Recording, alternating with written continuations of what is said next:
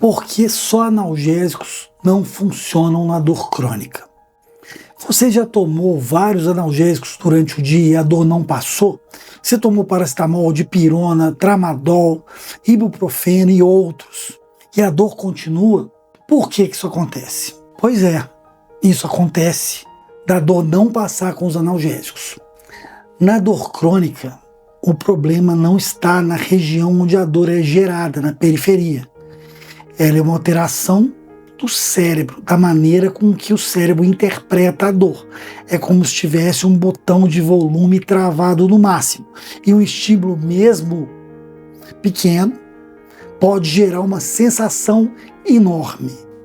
Ou seja, o problema está no sistema nervoso, no cérebro.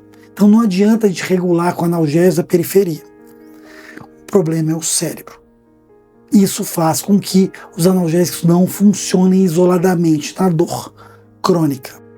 Eu sou o Dr. Gruppen, médico fisiatra especialista em dor, e vou te explicar hoje por que alguns remédios tradicionais não surtem efeito significativo em pacientes com dor crônica.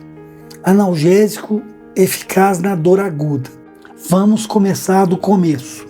Na dor aguda, como uma entorse, uma dor de dente, uma inflamação, o corpo libera várias substâncias que geram dor nos tecidos. E os analgésicos e os anti-inflamatórios que a gente citou, eles agem às vezes inibindo essas substâncias, fazendo com que a pessoa não sinta essa dor aguda ou diminua muito a sua intensidade. Os analgésicos clássicos, como a dipirona, o paracetamol, os anti-inflamatórios como o ibuprofeno, naproxeno e mesolida, eles agem na dor e na inflamação, ou seja, na periferia, evitando que esses estímulos dolorosos cheguem ao sistema nervoso central. Eles reduzem a inflamação, alguns dos quais através da inibição das prostaglandinas. E a inibição dessas prostaglandinas faz com que os nervos não sejam estimulados, nem o sistema nervoso periférico é estimulado. Mas o problema da dor crônica está muito além disso.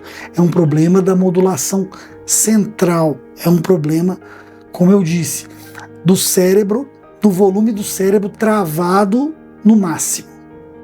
Então esses analgésicos funcionam muito bem na dor aguda. Mas a dor crônica, o jogo é outro. O que acontece na dor crônica? Na dor crônica, teoricamente, o cérebro já deveria ter recuperado da dor aguda que o causou, mas ainda isso não aconteceu. O estímulo persiste, apesar da gente não ter estímulo. O sistema nervoso, então, entra num estado de alarme constante.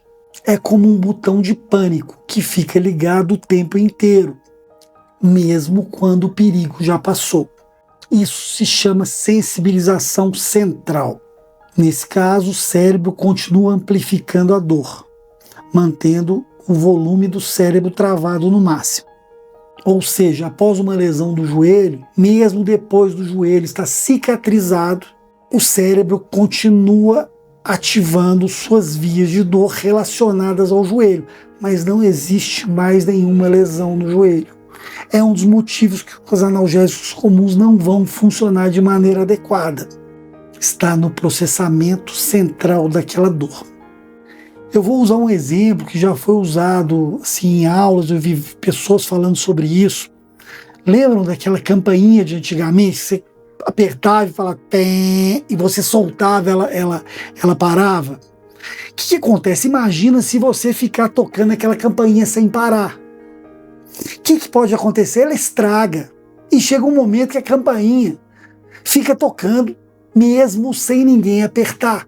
Se você fizer isso da campainha durante muito tempo, você vai estragar o mecanismo. E isso é a dor doença, a dor crônica, que os analgésicos comuns não têm efeito significativo. Analgésicos comuns não atuam na gênese do problema da dor crônica.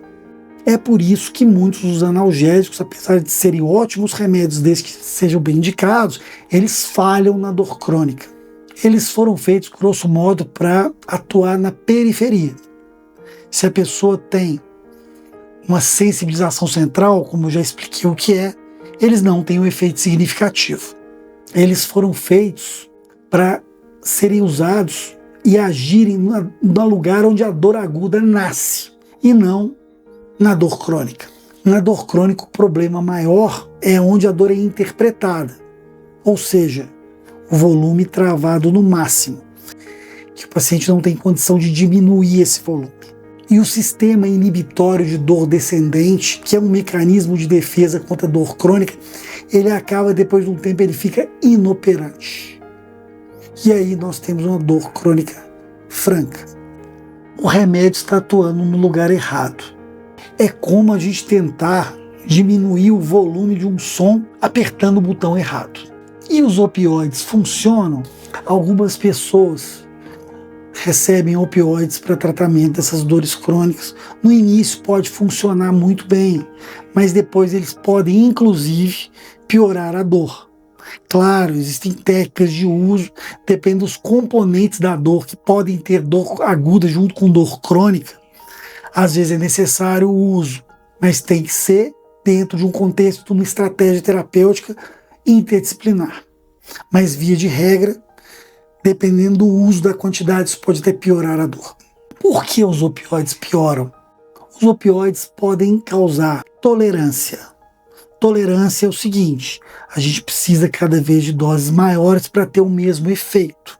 E tem um outro mecanismo dos opioides que a gente chama de dor dos opioides, é hiperalgesia relacionada aos opioides.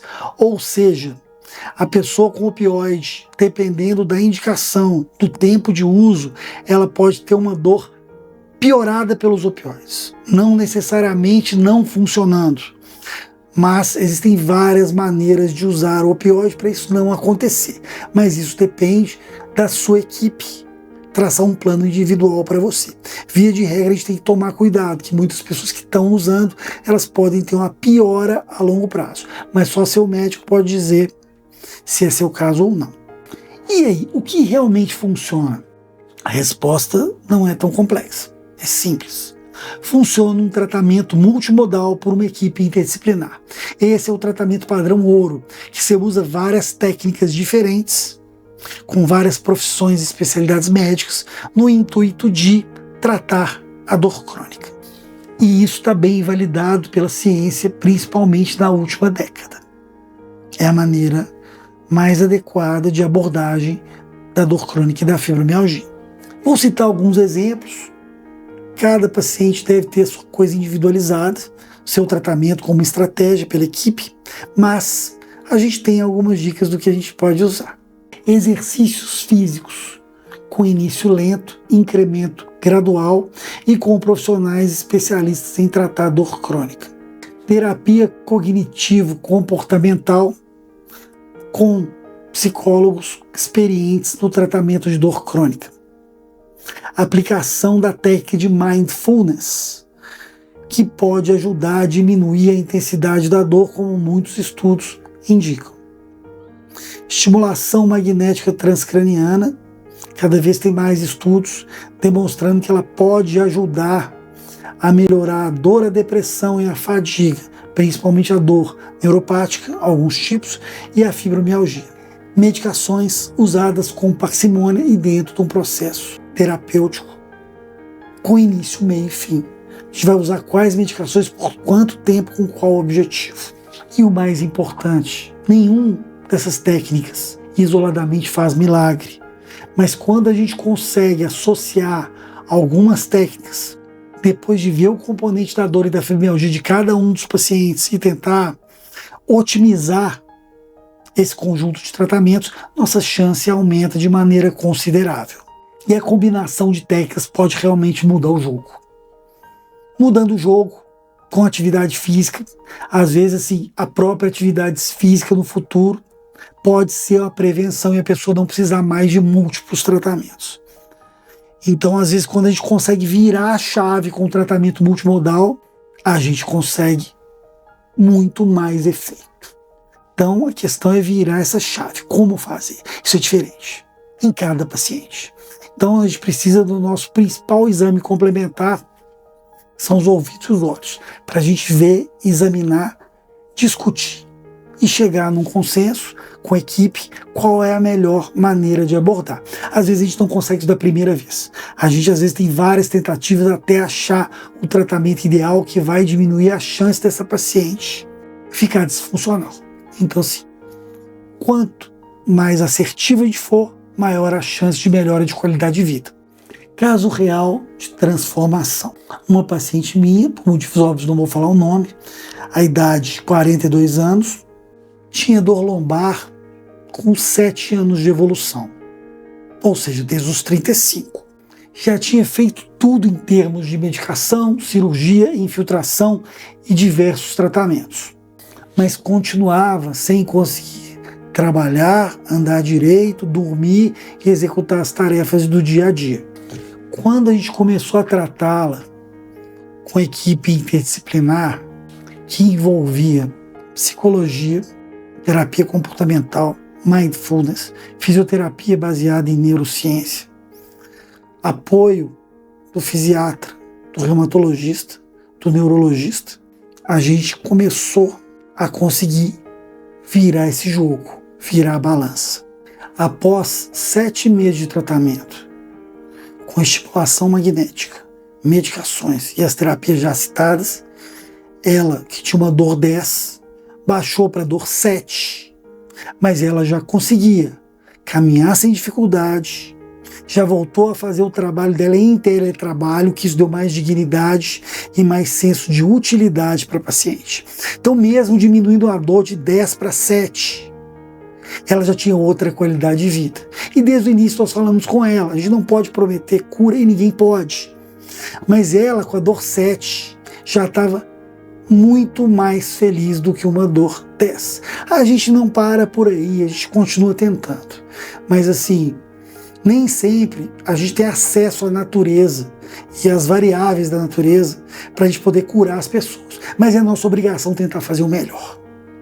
Em 10 meses de tratamento, ela estava com a dor 5, já conseguia fazer caminhadas regulares e começou a ir presencialmente para o trabalho. E isso foi uma grande virada que ela se sentiu mais útil. Hoje, com 1 ano e meio de tratamento, ela está com uma dor quantificada em 3 e o número de tratamentos já diminuiu, ela só precisa hoje de uma sessão de estimulação magnética a cada 15 dias. Ela faz a fisioterapia somente 2 vezes por semana e já está fazendo atividade física com levantar de peso 5 vezes por semana. Ela vai melhorar mais? Não sei, não dá para saber. A gente não tem essa capacidade de prever as coisas e a gente não conhece todas as variáveis da natureza. Mas enquanto ela nos der a chance de poder trabalhar para fazer o melhor possível dentro do nosso conhecimento, com muita humanidade, o faremos. Tentaremos dar a melhor qualidade de vida possível a ela. A dor crônica é teimosa, mas ela não é necessariamente invencível. A gente ser derrotista não é uma boa ideia.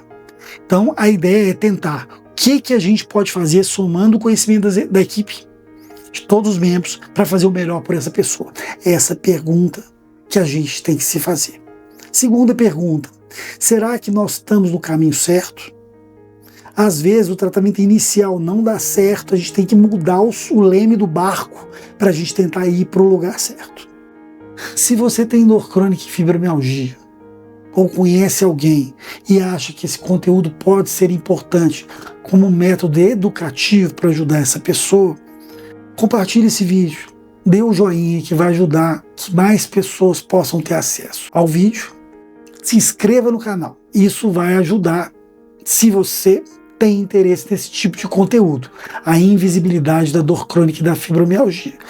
Dentro dos nossos conhecimentos, vamos tentar fazer vídeos para ajudar na educação e na orientação desses pacientes. Apesar desses vídeos não serem nenhuma recomendação de tratamento, são meramente educativos, mas cumprem sua função social. Obrigado, até o próximo vídeo.